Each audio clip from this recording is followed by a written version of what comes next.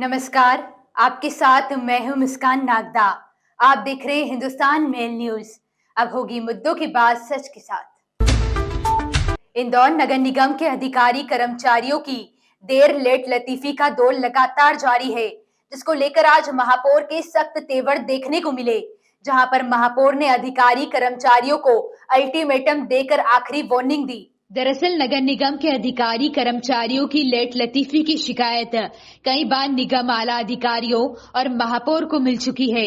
इसी कड़ी में आज जब महापौर खुद सुबह नगर निगम पहुंचे तो उन्होंने भी अधिकारी कर्मचारियों की निगम में तय समय पर आने को अनुभव किया, जिस पर महापौर ने नाराजगी जाहिर करते हुए सभी अधिकारी कर्मचारियों को आखिरी मौका देते हुए अल्टीमेटम दिया है कि वह अपने इस लेट लतीफी के रवैये में बदलाव लाए और समय पर अपनी ड्यूटी पर पहुंचे, वरना सभी पर उचित कार्रवाई की जाएगी।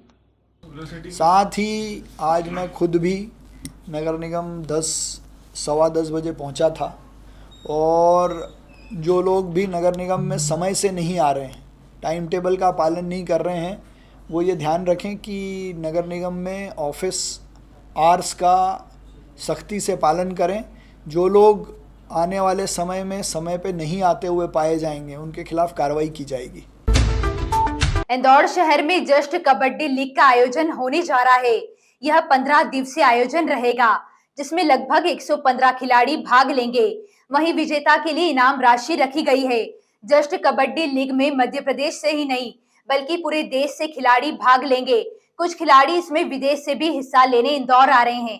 दरअसल खेल जगत में देखा जा रहा है कि खेलों को महत्व देने के उद्देश्य से कई आयोजन कराए जा रहे हैं। उसी के चलते 5 मई से जस्ट कबड्डी लीग का आयोजन किया जा रहा है, जो 20 मई तक बास्केटबॉल कॉम्प्लेक्स में चलेगा, जिसमें 8 टीमें हिस्सा ले रही है। प्रत्येक दिन 3 मैच खेले जाएंगे। अगर बात की जाए तो इन 15 दिनों में 45 मैच होंगे, जिसमें 115 खिलाड़ी भाग लेंगे। जस्ट कबड्डी प्रतियोगिता इंदौर में आयोजित की जा रही है। इसके लिए 12वां कार्यक्रम है इंदौर में पहला है और इसमें ओलंपिक संघ इसमें आयोजक है इंदौर का, और क्रीड़ा भारती और विक्रम स्पोर्ट क्लब इसमें सहयोग की दृष्टि से सहभागी है।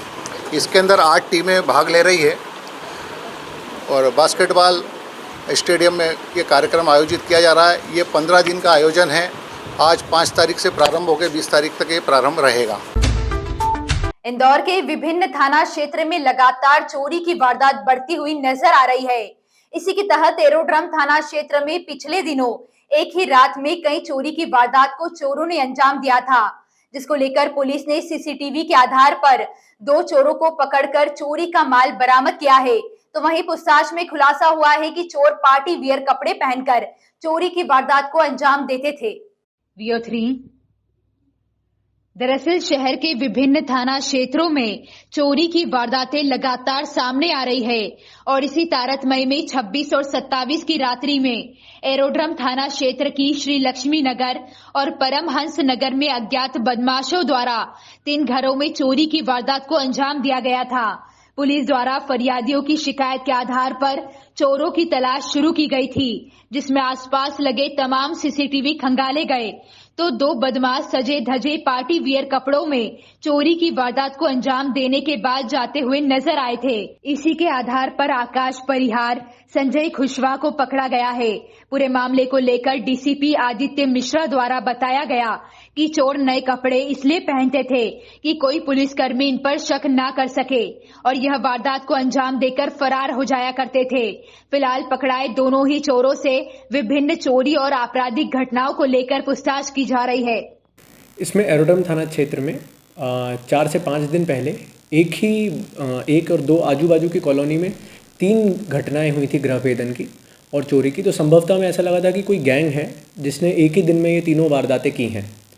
इस गैंग का जब हमने पता लगाना शुरू किया तो सीसीटीवी फुटेजेस, जो वहाँ पर मोबाइल का टेक्निकल डेटा है इत्यादि, इस सभी से हमें जानकारी मिली कि 2 से 3 लोग हैं इस गैंग में, जो हमें फुटेजेस के माध्यम से दिखे थे। हमने उनको राउंड अप करना शुरू किया। उसमें फरियादी के मोबाइल, गहने, पैसा इत्यादि सभी लेके गए थे। जब हमने पूछताछ शुरू की और जो हमें थोड़ा सा स्केच बनवाया हमने कि किस तरह से वो फरियादी से कि किस तरह के वो थे, तो उसमें एक आदमी का नाम आया जिसका नाम है आकाश परिहार। ये विशाल पैलेस का रहने वाला है, पुलिस थाना बाणगंगा लगता है। हमने इसकी जब तस्दीक करना शुरू की तो पता चला कि इसका क्रिमिनल रिकॉर्ड भी है और ये पहले भी चोरी, ड्रग पेडलिंग एक्सेट्रा के मामलों में जेल जा चुका है। फिर हमने इसको ढूंढना शुरू किया और उसके साथ ही साथ हमने इसका एक साथी हमें मिला जिसका नाम है संजय कुशवाहा, जो 151 मल्टी आइडिया बस्ती पुलिस थाना एरोड्रम में रहता है। इसमें एक अजीब सी चीज़ जो पता चली कि जो पहले घर में इन्होंने चोरी की थी, क्योंकि शादी का सीज़न चल रहा है तो वो शादी का घर था, वहाँ से इन्होंने पहले क्या बोलते हैं जो दूल्हे के कपड़े होते हैं, शेरवानी इत्यादि, वो चुराया और गहने भी चुराए, और फिर पूरी बाकी अन्य जगहों पे जो चोरी की है वो शेरवानी और वो पहन के। तो ये एक बहुत बड़ा क्लू था हमारे लिए कि जहाँ पर भी फुटेजेस में हमें वो शेरवानी जैसी ड्रेसेस दिख रही थी, हमने उन सभी फुटेजेस को खंगालना शुरू किया और इनका रूट ट्रैक करने की कोशिश की।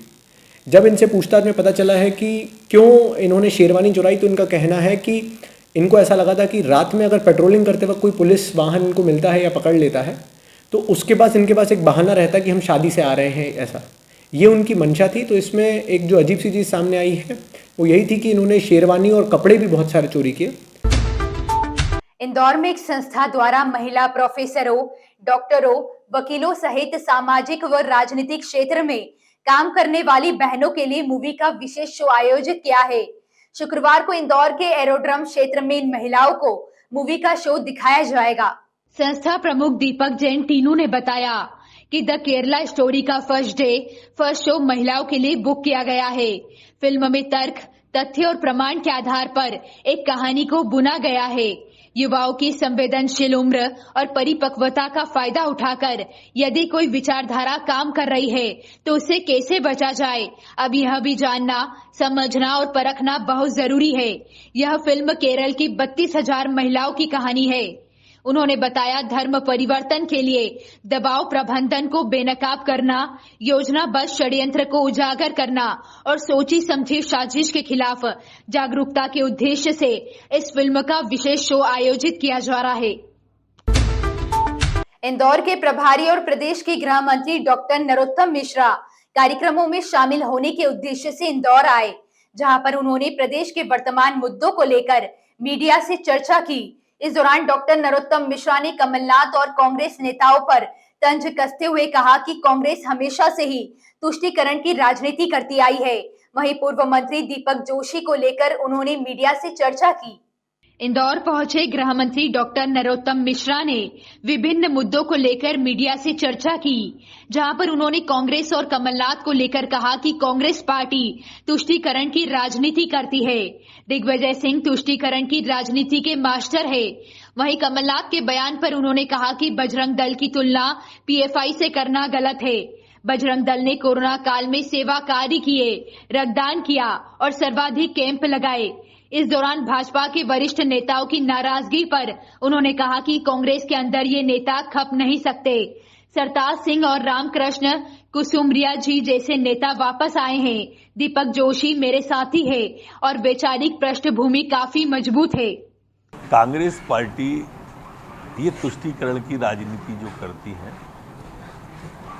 उससे दिक्कत आती है और उसी को लेके हमने कमलनाथ जी से कहा कि आप मध्य प्रदेश की स्थिति स्पष्ट कर दें।